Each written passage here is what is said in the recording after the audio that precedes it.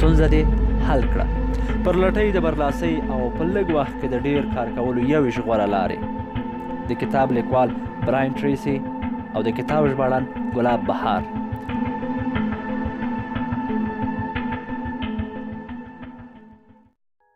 لومړی څپرکی، هدف مو وټاکئ. د بریالیتوب یو ځانګړنه د هدف ټاکل دي چې هر شخص باید ولري. ناپیلیون.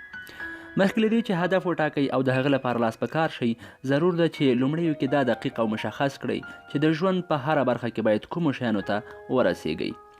د شخصي یا فردي چارو د سرته رسولو لپاره اساسي اصل د هدف مشخص کول دي. تر هر څه د مخه لومړی دلیل دا دی چې څنګه ځینې اشخاص کولی شي کارونه په چټکۍ سره سرته ورسوي. داسې اشخاصو خپلې برنامې او هدفونه واضح کړي او له هغو څخه فاصله یا لرېوالی نه نیسي. هر څومره چې ستاسو هدف واضح وي چې څه غواړو او د هغو د لاسته راوړلو لپاره باید څه وکړو، نو په اسانۍ سره کولی شئ پر ټنبلۍ باندې غالب شئ. خپل کار وخورئ او په چټکتیا سره به وکولی شئ چې خپل ټول کارونه سرته ورسوئ. د هدف نه روښانتیا او د فکر پیشانی چې کله باید کار وکړو، په کوم دلیل او څه ډول یې سرته ورسوو، تر ټولو لومړی عامل یې ټنبلي او د انګیزې نشتون دی. د کامیابۍ غوره لار. د کامیابۍ تر ټولو غوره لار د کاغذ پر مخ د هدف او د خپلو افکارو لیکل دي چې یوازې په 100 کې 3 سلنه خلک مشخص او معین اهداف لري او هغه د کاغذ پر مخ لیکي. دا ډله کسان د هغو نورو په پرتله چې خپل اهداف د کاغذ پر مخ نه لیکي څو وارې غوره او مخکې دي. تاسو کولی شئ چې د عمر تر اخره پورې یو مؤثر او ګټور لار د یو مشخص او معین هدف لپاره وټاکئ. دغه لار پړاوونه لري چې ستاسو ژوند به د ساده پړاوونو کې نغښتل شوی دی. د دغو پړاوونو عملي کول ستاسو محصولات او فعالیتونه 2 او 3 برابره کوي. هغه کسان چې دا عملي پړاوونه تر اخره ورسوي شاید وکولی شي چې له دې ساده پړاوونو څخه په استفادې سره په خپلو عوایدو کې صرف د 1 کال او یا هم 2 میاشتو په جریان کې د پام وړ زیاتوالی راولي. دغه پړاوونه په لاندې ډول دي. لومړی پړاو، مشخص کړئ چې څه غواړئ.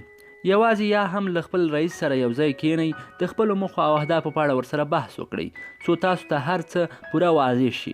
ځکه رئیس تاسو د کارونو سرته رسولو ته په تمه وي. د خپلو کارونو لپاره منظموالی او ترتیب په نظر کې ولرئ.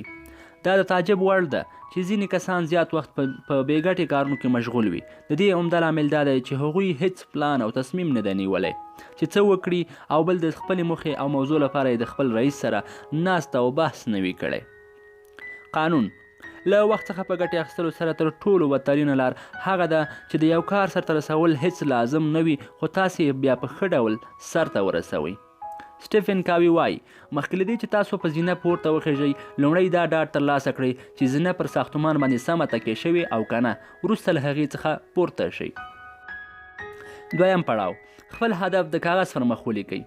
کله مو چې خپل هدف د کاغذ پر مخ ولیکه، نو کولی شئ هغه حس او لمس کړئ. په دې کار کولو سره هغه شیان پیدا کولی شئ کوم چې قابل د لمس او لیدلو وي. یا په بله وینا، هغه هدف چې د کاغذ پر مخ لیکل شوی نه وي، هغه یوازې یوه هیله او خیال دی. د هغوی په شا کې هیڅ انرژي او قوت نشته او هغه اهداف چې نه وي لیکل شوي د ګډوډۍ، ابهام، بېباورۍ او د ډیرو اشتباهاتو سره مخامخ کیږي. دریم پړاو، د خپل هدف لپاره ډاډ حاصل کړئ. د یو هدف لپاره چې معین ډاډ موجود نه وي، هغه بیا هیڅ چټکتیا نه لري. د یو مؤثر او رغنده هدف د ترلاسه کولو لپاره د یوې واقعي او رښتینې کار پیل د هدف د ترلاسه کولو پای دی. یعنی که هر هدف ولرئ او د هغه لپاره لاس په کار شئ، نو تاسو ډاډه اوسئ چې خپل هدف مو ترلاسه کړ او خپل کارونه او مسؤلیتونه مو په پوره ډاډ او حوصلې سره سرته ورسول. ځکه په اطمینان سره د کارونو او مسؤلیتونو سرته رسول طبعا د دې باعث کیږي چې په کارونو کې ځنډ رامنځته کړي او تاسو د یو کار یو عادي برخه په ډیر لوړ کیفیت سرته ورسوئ. څلورم پړاو، هر کار چې کوئ هدف یې ونیسئ او د هدف پر اساس یې سرته ورسوئ.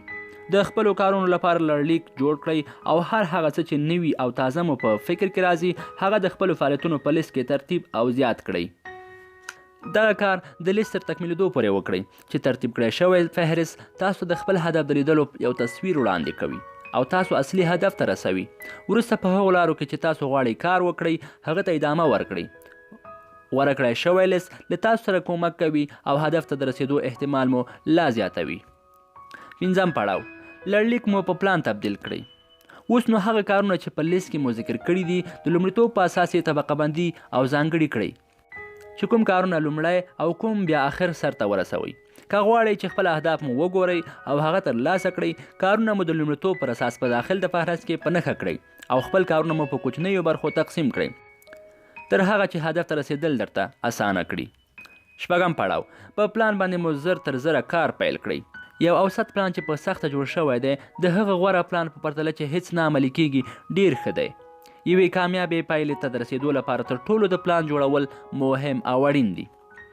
1 پړاو، د هرې ورځې لپاره تصمیم ونیسئ تر څو خپل هدف ته ورسیږئ. هره ورځ کار ترسره کړئ او دغه فعالیتونه مو په ورځني مهالویش کې ځای پر ځای کړئ. هره ورځ مشخص یو ځانګړې صفحې د یو مشخصې موضوع لپاره مطالعه کړئ او د خپل هدف پر لور روان شئ. یعنی وخت نا وخت سپورت ته لاړ شئ او د بهرنیو ژبو یو څو نوي او مشخص لغتونه زده کړئ.